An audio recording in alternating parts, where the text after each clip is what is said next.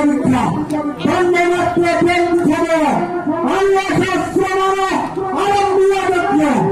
আগে বলো ইব্রাহিম আগে দেখো তবে আমি ক্ষেত্রে দেখতে পাবো